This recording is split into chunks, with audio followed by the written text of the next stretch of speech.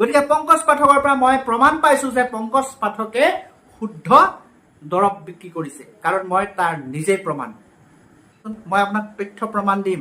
যোৱা 2023 চনৰ কোনোবা এটা নিশা মই ৰাতি 12 বজাত মোৰ হঠাতে গেছ হৈছিল, আৰু সেই গেছত মই মৰিবলগীয়া হৈছিল।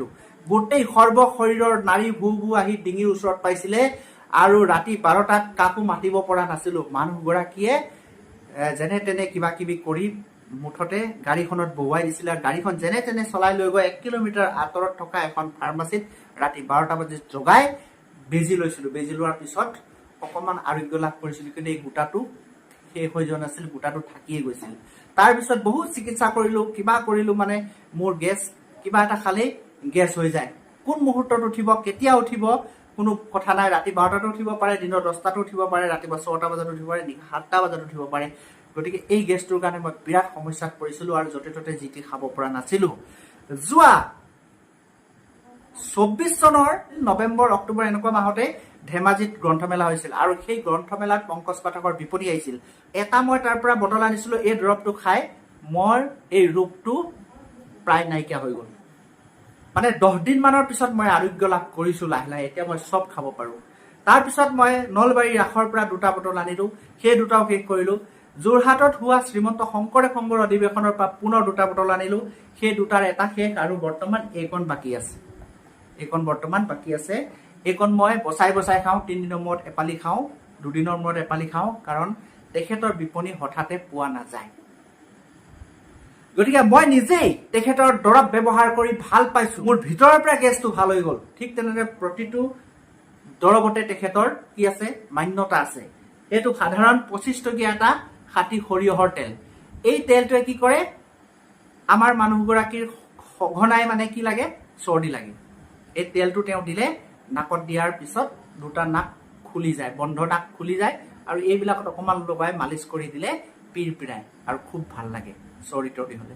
গতিকে এইটো মাত্ৰ 25 টকা। মোৰ ছোৱালীজনীৰ অকণমান ধাতু দুৰ্বলৰ আছিলে, ধাতু দুৰ্বল থকাৰ কাৰণে এইটো তেওঁ দিছিলে।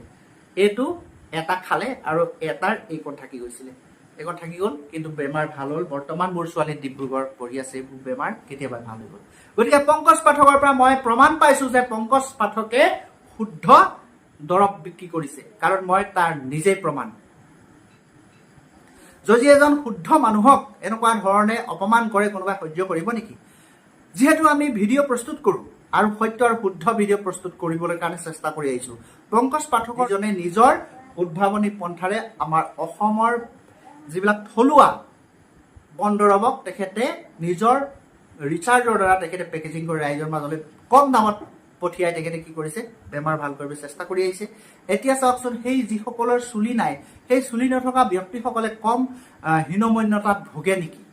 কম বয়সতে যিসকলৰ চুলি গুচি গৈছে, মোতকৈ বহুত কম বয়সৰ ল'ৰা চুলি নাই আজি, তেখেতলোকে কিমান হীনমন্যতাত ভোগে।